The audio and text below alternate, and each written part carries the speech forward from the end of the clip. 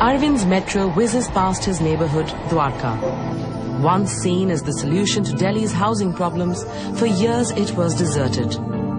Just 2 roads connected it to Delhi, and it often took more than 2.5 hours to travel the 25 kilometers to the city center through massive traffic jams. Housing complexes lay barren, land prices dipped to an all-time low. Dwarka, named after the mythical city of the Hindu god Krishna, was dying a slow death.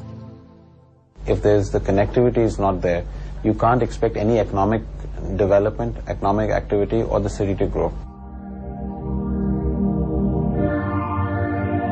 When the Delhi Metro decided to change the route to hit Dwarka, it was transformed in 2 years.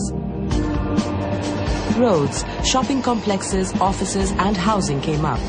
Now the metro is connecting the whole city and reaching out to outlying areas.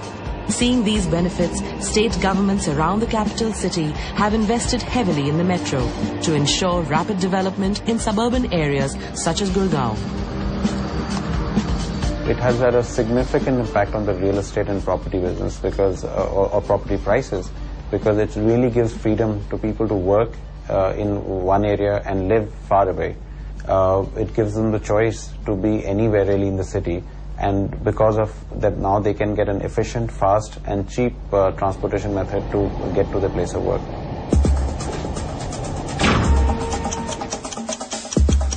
It's 3 o'clock. At the OCC, Rathore can now relax for the first time today. The system is back to normal. Ramakrishnan speeds off in an attempt to make up for lost time. I'm trying my level best. Before I reach my destination, the train is running on time. So now the train is running late. We have to make up. Ramakrishnan and the train fly into the tunnel into Rajiv Chowk station.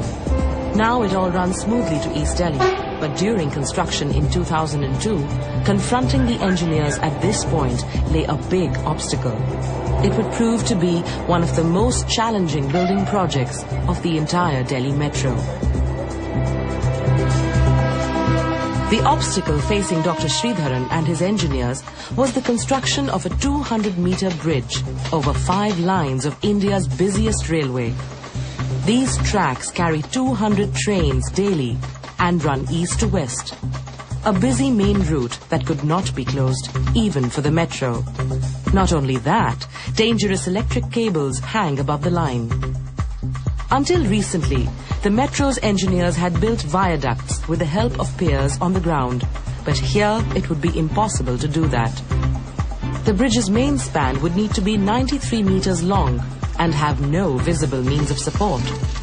It would be a marvel of engineering, if it could be accomplished. Dr. Sridharan and his engineers had to find a solution. The answer was to use something called extra dose technology. It would be the second time in the world this technology would be applied, and a first for India. 2 piers from either side formed the primary support. The segments came up from either side to save time. Secondary support came from steel beams embedded in the segments, and 2 sets of pylons built on each pier. This bridge sounded the completion of Phase 1 of the Delhi Metro, 2.5 years ahead of schedule. The world record attempt of building Phase 2 over 118 kilometers in 3 years for the 2010 Commonwealth Games now looks credible. Dr. Sridharan's plans seem to be on track. What has been done is the whole project has been divided into 7 regions, and each region has got a chief project manager. If each project manager completes his portion in 3 years' time, then the whole 115 kilometers is completed in 3 years' time. At 5 in the evening, Ramakrishnan is on his 4th round of the network.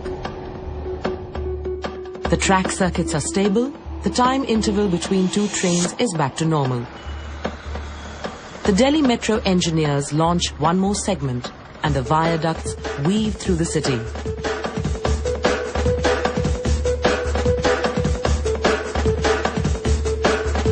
The 2010 Commonwealth Games Village will have a brand new station. The metro will accommodate 90,000 commuters tourists, visitors and athletes who will pass through the system per hour. Super fast lines to the domestic and international airport from the center of the city are planned. It all sounds like a dream for an emerging nation. But is there a nightmare lying just around the corner? The design of the New Delhi metro system has had to take account of every conceivable disaster that might hit the city. The threat of an earthquake in Asia is all too real. It could bring Delhi to its knees and hit its transport network hard. In 2005, an earthquake hits Pakistan. The 7.6 magnitude earthquake makes its presence felt in Delhi. Buildings, roads and flyovers shake and crack from its fury. Delhi is in the high-risk zone 4 of the seismic map of the world. A couple of 100 kilometers away from the Himalayas, rife with small faults beneath, an earthquake of 6.5 magnitude could spell disaster. K.T. Ravindran is an urban architect and the principal of the School of Planning and Architecture in Delhi. Any linear system like that of the metro is built by structuring together different components, and each component could have been designed for earthquake resistance. But when it comes as a system which is interlinked, it has at every switch, every joint of the component, there is a point of weakness. Could these components cope with the full power of an earthquake? At the speed of 5 kilometers per second, a shock wave takes half a second to hit the first pier on the elevated track. The foundation and the support beams made with earthquake-resistant concrete are buried deep inside the ground. Neither do they break, nor do they dislodge. The shock wave travels to the base of the pier and to the viaduct. The viaduct and the pier are locked together. The earthquake shock wave can't shake the viaduct loose. The elevated viaducts sway horizontally and vertically, but don't fall apart. They remain intact.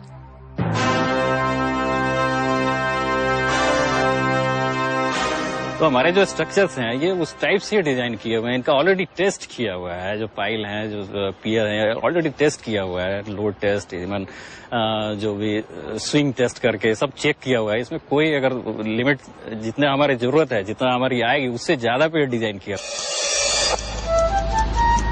It's early evening for consumers enjoying Delhi's plazas, shopping complexes and restaurants. The threat of an earthquake seems a million miles away. Thanks to a booming economy, some have other things on their mind. The per capita income of a typical Delhi citizen is twice the national average. But all this would be short-lived if the Delhi metro bankrupts the city. High taxes and the removal of subsidy for the citizens would force its economy back in time. Many critics already believe that it's carrying only a fraction of its projected passenger load. Earlier it was actually projected for almost 30 lakh ridership. It came down to 25, and actually it was carrying roughly 4 to 5 lakhs. If you're saying we're going to have 25 and you're actually carrying 5, you're going to get 1/5 the revenue, and that obviously means how are you going to maintain it? How are you going to actually operate it over time? Would the Delhi Metro go the way of the ambitious Montreal Metro in Quebec, Canada? Built for the 1976 Summer Olympics, the Montreal Metro nearly bankrupted the state, barely 10 years into operation. Planned expansion was cancelled, and the Quebec Provincial had to freeze further metro construction. In the case of India, the tickets levels are so low, and they'll have to remain low if they want to be popular. Their recovery will be even slower. So there is no way that it will become a fully operational, self-sustaining system. 65 kilometers have already been built at a cost of over $2.5 billion. The second phase will cost a further $4.4 billion.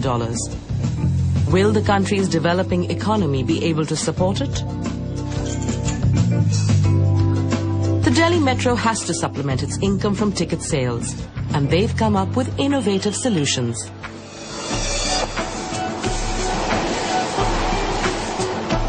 Mic IDs, advertisements inside the train and platforms, along with property development, account for a large portion of the revenue.